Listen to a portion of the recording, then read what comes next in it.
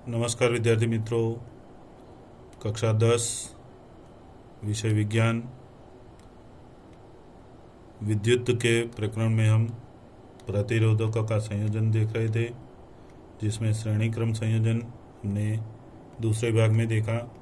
आइए इसके तीसरे भाग में समांतर क्रम संयोजन के बारे में समझेंगे।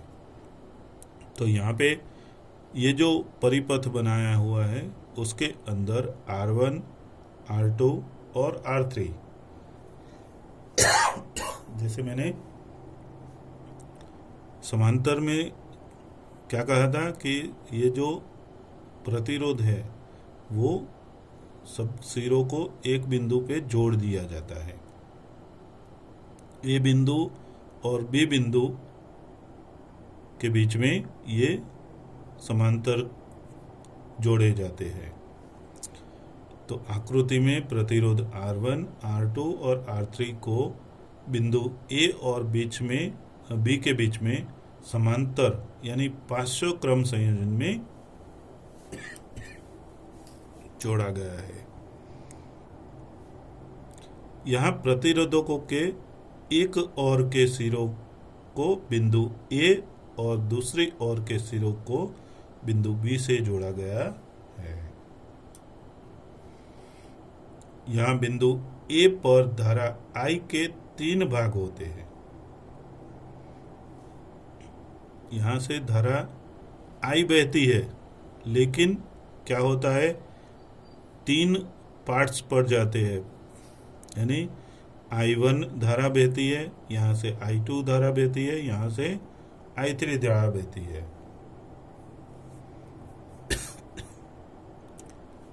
प्रत्येक प्रतिरोध में से प्रवाहित धारा उस प्रतिरोध के मान पर निर्भर करती है। ये प्रतिरोध अगर समान है तो धारा समान रूप से बहेगी, लेकिन प्रतिरोध का मान अलग अलग है तो धारा का मान भी अलग अलग हो जाएगा।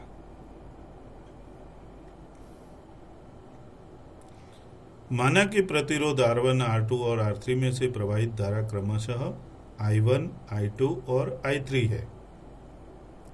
इन धाराओं का कुल योग परिपथ में से प्रवाहित धारा का मान के बराबर होगा। यानी I बराबर I1 plus I2 plus I3 होगा। परिणाम नंबर 1, प्रत्येक प्रतिरोध को वोल्टेज ड्रॉप बैटरी के वोल्टेज ड्रॉप के बराबर होता है। यानी I1 बराबर V बटे R1, I2 बराबर V बटे R2 और I3 बराबर V बटे I3। लेकिन समीकरण 1 के अनुसार क्या है, I बराबर I1 plus I2 plus I3। तो यहाँ I1, I2 और I3 तीनों की कीमतें यहाँ रख दे, तो I बराबर V बटे R1, V बटे R2, V बटे R3। V कॉमन निकाल दे तो I बराबर V कोष्टक में 1/R1 plus 1/R2 plus 1/R3 होगा। तो इसी प्रकार V बटे R, यानी I की जगह पे हमने क्या लिखा, V बटे R बराबर V कोष्टक में 1/R1 plus 1/R2 plus 1/R3। दोनों तरफ से V निकाल दे, समान है इसलिए ये V को इधर नीचे ला दे तो V कट जाएगा। यानी 1/R बचेगा। क्या बचेगा, 1/R बराबर 1/R1 plus 1/R2 plus 1/R3। यहाँ प्रतिरोध R को इन तीनों प्रतिरोधकों के समांतर क्रम संयोजन का तुल्य प्रतिरोध कहते हैं। इस प्रकार प्रतिरोधकों के समांतर क्रम संयोजन में तुल्य प्रतिरोध का R का व्युत्क्रम प्रत्येक प्रतिरोध के व्युत्क्रम के योग के बराबर होता है। अब ये दोनों श्रेणी क्रम संयोजन और पार्श्व क्रम संयोजन, तो श्रेणी क्रम संयोजन की तुलना में पार्श्व क्रम संयोजन के क्या लाभ है, ये प्रश्न पूछा जाता है। पहले तो दोनों के लाभ पूछे जाते थे, लेकिन अब आपके अभ्यासक्रम में जो है उसकी ही चर्चा करें। श्रेणी क्रम संयोजन में जब एक अवयव खराब हो जाता है, श्रेणी क्रम संयोजन हमने मानो के लिया है, तो इसमें एक अवयव, ये जो मानो के ये परिपथ है, इसमें एक अवयव को तीनों में से कोई भी एक खराब हो जाए तो यहाँ से बहने वाली विद्युत जो धारा है वो आगे जा नहीं पाएगी, यानी सभी बंद हो जाएंगे। तो इस तरह से ये परिपथ टूट जाता है और कोई भी अवयव काम करता नहीं है। अलग अलग अवयवों में अलग अलग धारा की जरूरत होती है। यह गुण श्रेणी क्रम में नहीं होता। पार्श्व क्रम संयोजन में प्रतिरोध कम होता है। तो यहाँ पे हमने क्या देखा कि ये I1, I2 और I3 I धारा का 3 भाग में बढ़ जाता है। इसमें एक खराब हो जाए तो ये दोनों प्रवाह चालू रहते हैं।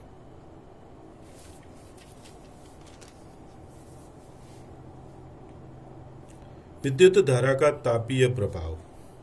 कई बार विद्युत धारा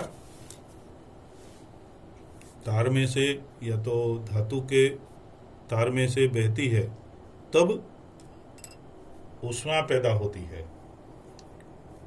वो ऊष्मा पैदा क्यों होती है?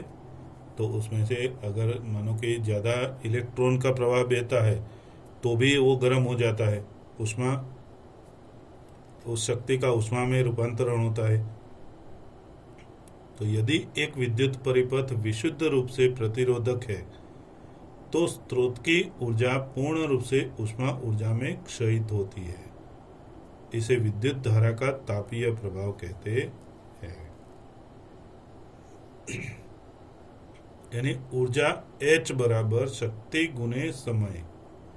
शक्ति यानी P पावर और समय यानी T। तो H बराबर V into I into T, P बराबर V इंटू I है। इसलिए H बराबर IR, V बराबर क्या है IR, तो V की जगह पे IR लिखा, इंटू IT, ये IT, तो I दो बार हुआ तो H बराबर I square R into T। अतः उत्पन्न ऊर्जा ऊष्मा बराबर I स्क्वेयर RT बनेगा।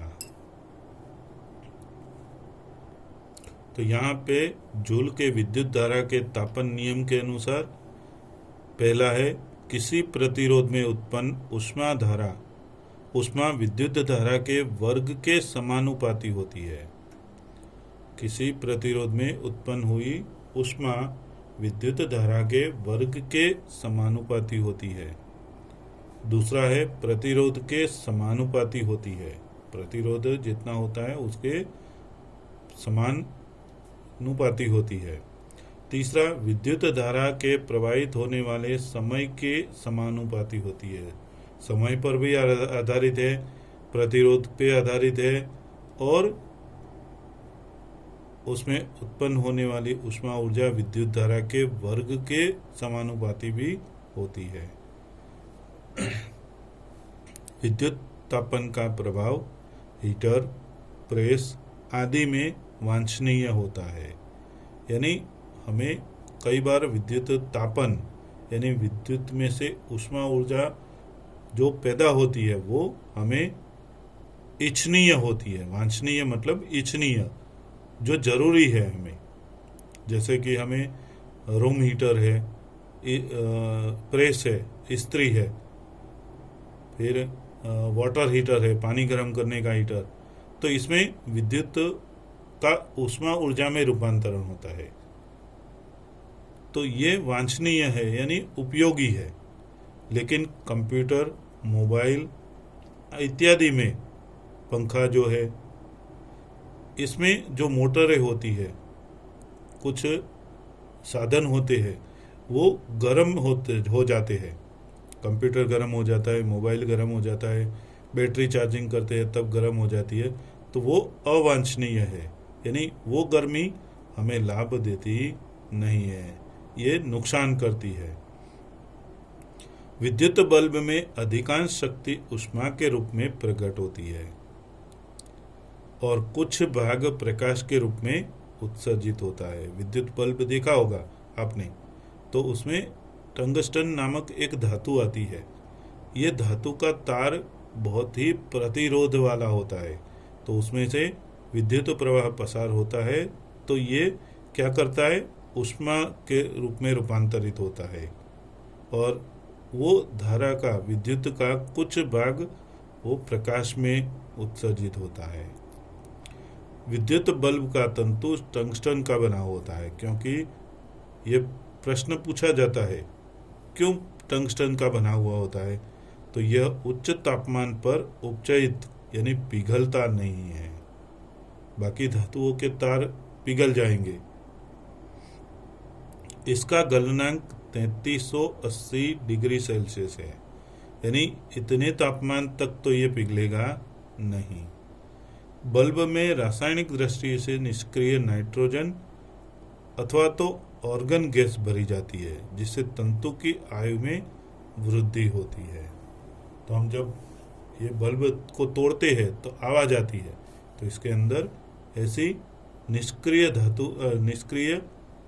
गैस भरी जाती है, जिसे ये टंगस्टन धातु के तार को लंबी आयु प्राप्त हो। तो यहाँ पे हम रुकते हैं। नए भाग में बाद में आगे देखेंगे विद्युत शक्ति क्या है और समग्र प्रकरण में आए हुए कुछ सवालों को हल करेंगे। Thank you, have a good day.